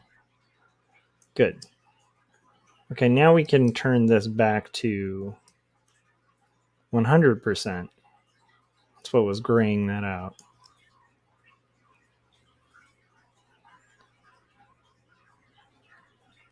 Okay. So we're almost done with the shading on this page. Looking at the time, I'm kind of thinking if I start digging into colors, I'm not going to make a ton of progress, and it might be better to get rest and then get a ton of the colors done tomorrow. So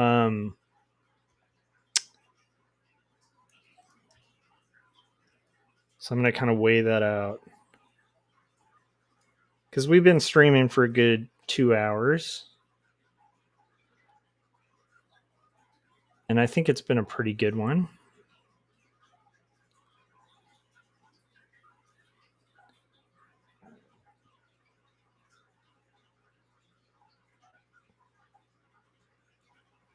And I think if I leave the page at this state, it'll feel more like a victory tonight. And then tomorrow I'll feel more motivated to get the whole thing colored. That's my read on it. I don't like that he looks like he's kind of floating like a child on here. So let me just tone that back a little bit. Tone some of this back.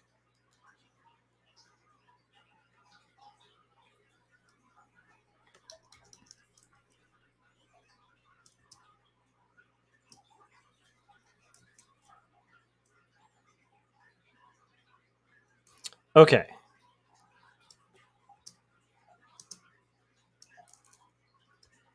And I want to have just a little bit of shading here. Perfect.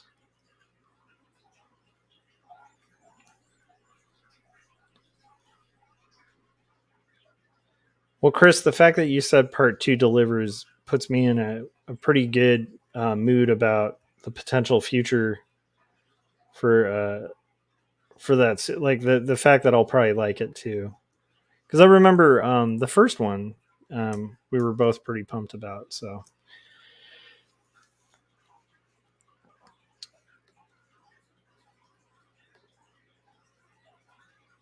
okay,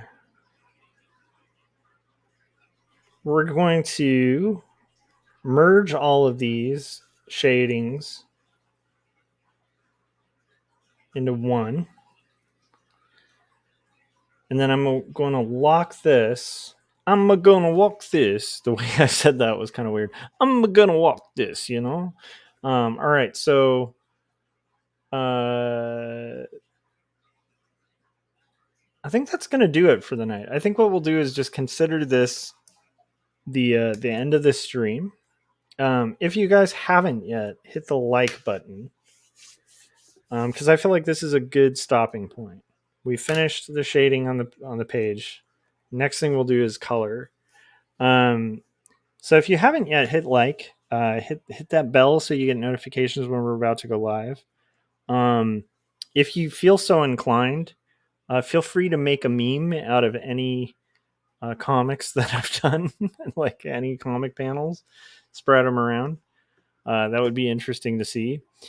And I will see you guys on the next live stream. Thanks for just hanging out and doing the weird, interesting conversations. It's been fun to just kind of think about different things. And I appreciate that you guys hang out with me while I work. That helps me get more work done than I probably would otherwise. All right, guys, I will see you on the next live stream.